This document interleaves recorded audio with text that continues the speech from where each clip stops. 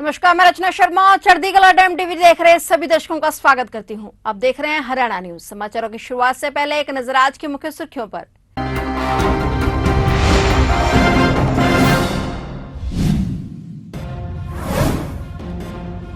सेवानिवृत्त शिक्षकों के लिए खुशखबरी, हरियाणा सरकार ने लिया बड़ा फैसला।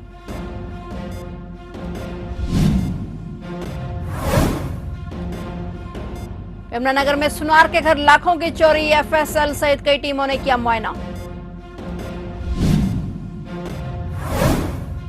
टोहाना में लाखों रुपए की अफीम से दो तस्कर गिरफ्तार, 5 लाख से अधिक कीमत की 2 किलो 600 ग्राम अफीम हुई बरामद।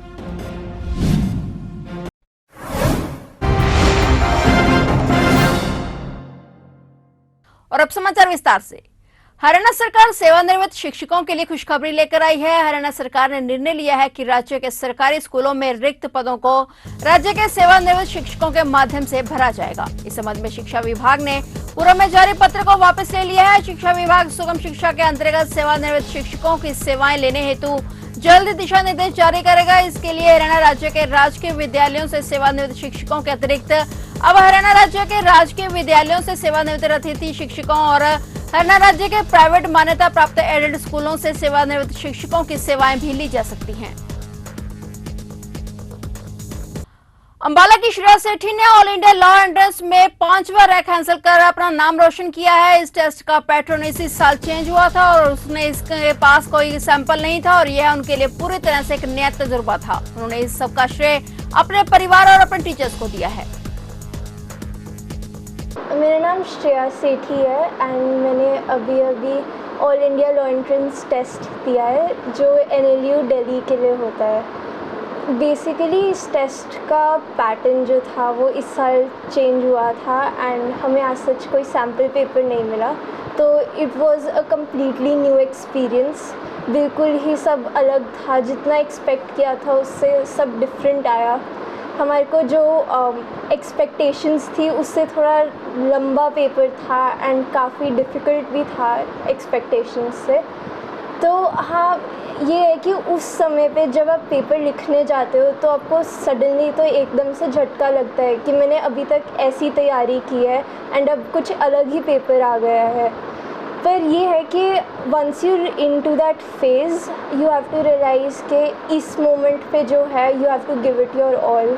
तो आपने you have to believe in yourself कि आपने अभी तक जितनी तैयारी की है, आपने जितना पढ़ा है, that will give you results, आप उससे बेनिफिट्स ले पाएंगे।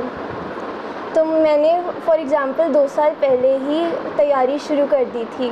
10th के बाद मुझे पता था कि मैंने लॉ ही करना है। मेरे बचपन से एक सपना था कि मुझे UN में जाना है, तो मैंने उसके लिए लॉ को अपना एक डायरेक्शन पकड़ ली थी। तो इसलिए मैंने बहुत पहले ही स्टार्ट कर दी थी तैयारी एंड मतलब गाइडेंस ऑफ कोर्स मिली, काफ़ी टीचर्स भी सपोर्टिव रहे एंड मोरोवर मेरी फैमिली ने भी कभी मुझे कोई एज सच प्रेशर नहीं दिया, ना ही स्ट्रीम चूज़ करने का, ना ही कि उनको मुझसे कोई बहुत एक्सपेक्टेशंस थी। उन्होंने मुझे जितना सपोर्ट मुझे चाहिए था उससे कहीं ज़्यादा सपोर्ट दिया। यमुनानगर के शिवपुरी कॉलोनी कांसेपुर रोड पर एक सुनार के घर चोरों ने 13 लाख रुपए की नकदी व सोने पर हाथ साफ कर दिया। घटना की सूचना परिजनों को सुबह मिली। आसपास के CCTV फुटेज को खंगाला जा रहा है। पुलिस का कहना है कि मामले की जांच की जा रही है, जल्द ही आरोपियों को पकड़ लिया जाएगा। सोने का जो कारीगर है, जो टुम्बे बनाता है, उसका काम करता है। ये कहता है मेरे पास मैं पूरे यमुनानगर से जैसे सुनारों से पैसा लाता हूँ और वो कह रहा है कि मैंने 2-3 जगह से पैसा लिया था, वो रखा हुआ था यहाँ बाहर ही। तो सर कितना करीब सोना और वो कैश था घर पर? ये कह रहा है जी 5 तोले सोना चोरी हुआ है और 13.5 लाख रुपए चोरी है। बाकी कुछ जो दराजों में सोना अवेलेबल है यहाँ, कुछ चोरी नहीं हुआ है, जो बाकी मैक्सिमम सोना यहाँ है। CCTV कैमरे चेक कर रहे हैं। ये जो सामने कैमरा लगा है ये अभी कह रहे बंद है। बाकी आसपास के कॉर्नरों के सारे कैमरे चेक करेंगे। FSL टीम को भी मौके बुलाया हुआ है और गहनता से तफ्तीश कर रहे हैं। देखिए, ये जो चोरी है, जिस प्रकार से कोई दरवाज़ा वगैरह, कुंडी, एक हल्की सी पीछे से कुंडी टूटी हुई है, ये ऐसा लगता है कोई शायद हो सकता है कोई जिसको पहले ही पता हो इसके बारे में, ऐसा ही लग रहा है कोई ऐसा चोर जिसको जानकारी हो पहले इस चीज़ की। टोहाना में सीआईए स्टाफ पुलिस की टीम ने लाखों रुपए की अफीम से 2 तस्करों को गिरफ्तार किया है। दोनों आरोपी फतेहाबाद जिले के रहने वाले हैं। पुलिस आरोपियों को न्यायालय में पेश कर रिमांड पर लेगी ताकि उनके गिरोह का पर्दाफाश किया जा सके। इस बारे में जानकारी देते हुए डीएसपी सागरेश्वर ने बताया कि सीआईए स्टाफ पुलिस की टीम ने नाकाबंदी के दौरान रतिया रोड पर नए बाईपास पर एक गाड़ी को रुकवाया और उनसे पूछताछ की। पुलिस ने जब गाड़ी की तलाशी ली तो उनके कब्जे से 2 किलो 600 ग्राम अफीम बरामद हुई, जिसकी कीमत 5 लाख रुपए से ऊपर तक की बताई जा रही है। पुलिस ने आरोपियों के खिलाफ मादक पदार्थ अधिनियम की धाराओं में केस दर्ज कर जांच शुरू कर दी है। ये हमारे CIA team Rajesh Kumar SI के नेतृत्व में Ratia bypass road Tohana checking कर रही थी। उस दौरान एक गाड़ी आई, जो गाड़ी में जब उसको रुकवाया तो वो उसमें 2 आदमी बैठे हुए थे, जो दोनों एकदम घबरा गए पुलिस को देखकर, और फिर उनकी तलाश ली तो गाड़ी के अंदर सीट के नीचे से 2 किलो 600 ग्राम अफीम बरामद हुई, जिस पर मुकदमा दर्ज करके कार्रवाई की।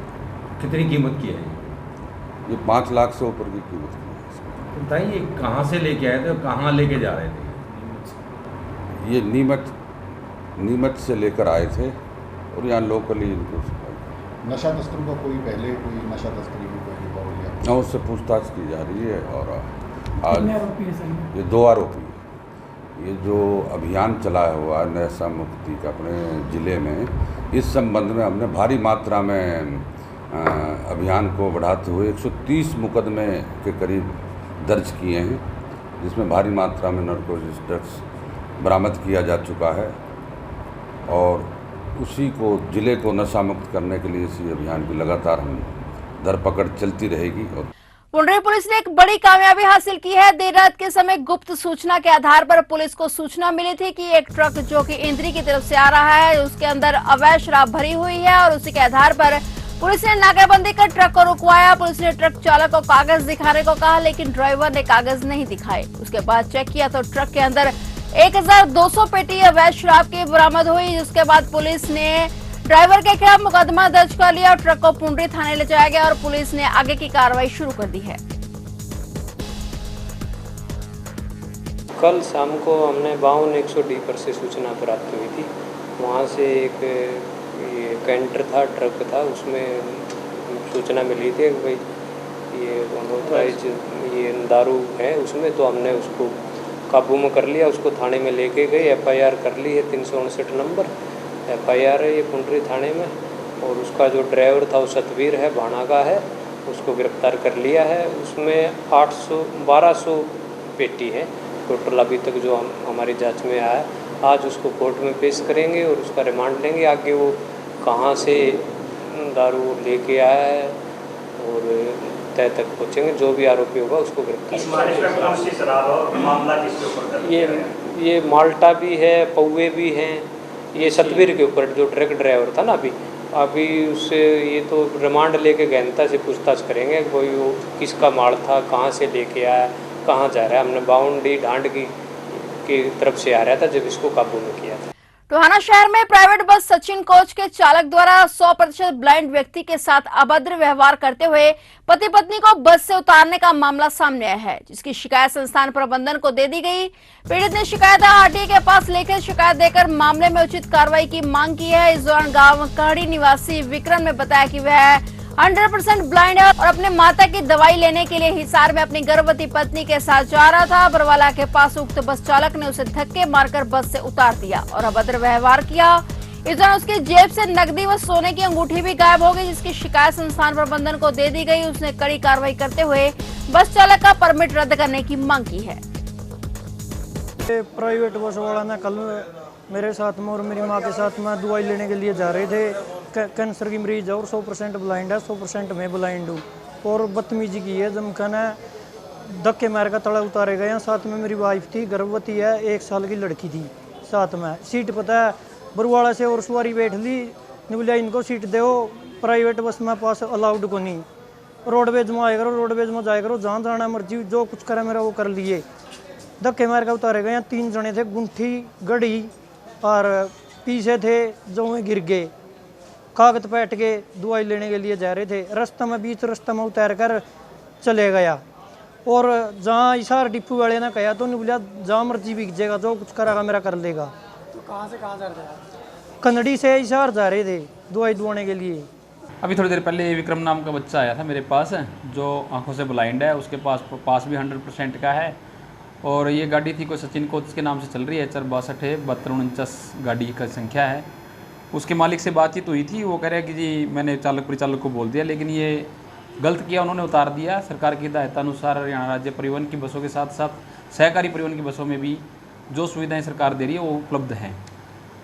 तो इसके खिलाफ क्या कार्रवाई की जाएगी? अभी तक उसने लिखित रूप में शिकायत नहीं दी है। जैसे लिखित रूप में शिकायत देगा, विभागीय कार्यवाही जो बनती होगी वो करेंगे। परमिट रद्द होना इसका ऐसा प्रावधान है कोई? ये RTA के अंतर्गत परमिट जारी होते हैं। RTA साहब को इसकी प्रति की जाएगी और जो भी RTA साहब उचित माने, जो उनका जुर्माना बनता है या जो भी उसके खिलाफ कार्यवाही होती है वो RTA फतेहाबाद के अधीन अपने अधीन है ये बसें, तो वो देखें क्या करते हैं क्या नहीं करते। कालका में मिशन एकता पार्टी के प्रवक्ता कृष्ण माजरा पार्टी महासचिव कृष्ण राणा के निवास स्थान पहुंचे। इस मौके पर उन्होंने कहा कि अग्निपथ योजना हमें किसी भी सूरत में नहीं चाहिए। हमारी मांग है कि पुरानी भर्ती प्रक्रिया लागू की जाए, अग्निपथ योजना को रद्द किया जाए। उन्होंने कहा कि जिन युवाओं के खिलाफ अग्निपथ योजना के विरोध करते हुए केस लगे हैं वो रद्द किए जाए और गिरफ्तार युवाओं को तुरंत छोड़ा जाए। यदि सरकार युवाओं पर केस दर्ज कर वापस नहीं लेती तो हमारी पार्टी रोड पर आने को मजबूर होगी। साथ ही माजरा ने युवाओं से अपील की कि कोई भी युवा कानून हाथ में ना ले, कोई भी युवा सरकारी संपत्ति को नुकसान ना पहुंचाए। आर्मी से रिटायर हूँ मैं भी, तो मैं सरकार से मांग करता हूँ कि जो आपने अग्निपथ योजना लेके आए हैं ये युवाओं के साथ एक धोखा है और उनके भविष्य के लिए बहुत ही बड़ा एक धोखा किया है आपने।